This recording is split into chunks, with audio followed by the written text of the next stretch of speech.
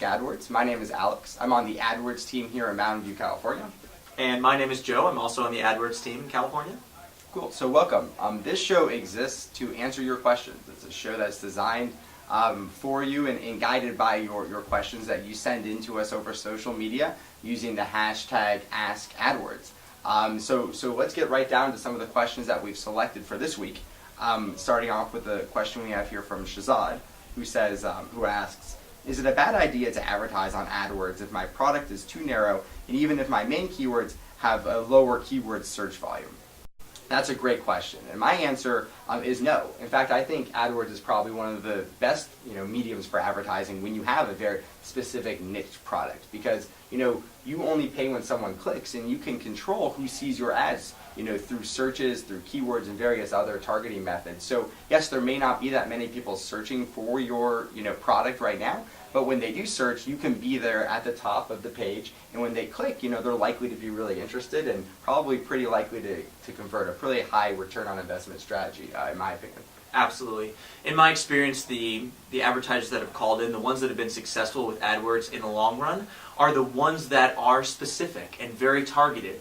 AdWords is going to reward you if a high percentage of people click on your ad, and if you have a really good quality score, where your ad's going to show higher on the page at a lower cost to you. So I wouldn't worry about lower search volume at all. As long as everything is targeted, you have a lot of negative keywords, you can be successful with AdWords in the long run. Yeah, and AdWords is also a great way to expand the market. If down the line you want to go beyond people just searching for your specific product, you could you could use keywords for similar products, or searches from people that you think might be interested. So I think it's great in both regards, expanding your market and then also just getting a high return on investment. So let's hop down to the next question. Absolutely. Second question comes from Denise.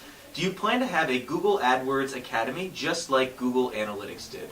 That's a great question. We recently had a Google Analytics sort of training. It ended recently. There was actually a lot of positive remarks associated with it. So as far as Google AdWords, there actually is something in our Help Center that you can look at right now. So if you were to go to our AdWords Help Center, there's a bar across the top of the screen. At the top it says Guides to Success. You can click on that. There's a little drop down. That third option down says Courses. And you'll notice that it says Online Marketing 101. It's a great course about AdWords. There's also a lot of resources on YouTube.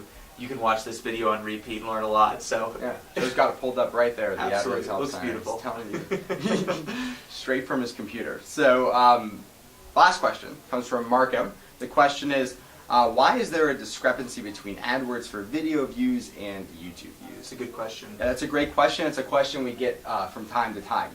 So we actually kind of expect that between AdWords for video views and YouTube, your YouTube view counter, that there is some, in most cases, a very minor discrepancy. In my experience, 10 to 15% is around what I see. Mm-hmm. And that comes down to the fact that you have to remember that you're dealing with two different products, right? There's AdWords and then there's YouTube. And these two different products count views two different ways. There's a lot of similarities, but there are some minor, differences between, whether or not, it's a repeat viewer, right?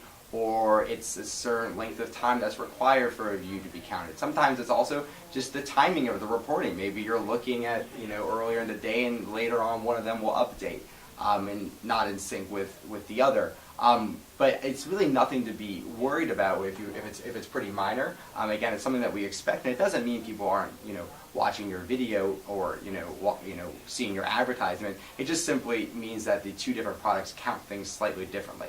Then there's also the reverse situation where maybe you have more YouTube views than you do AdWords for video views, and that can come from many different sources. There's people organically finding your video on YouTube or searching on Google, whatever it may be, you showing your video to your friends.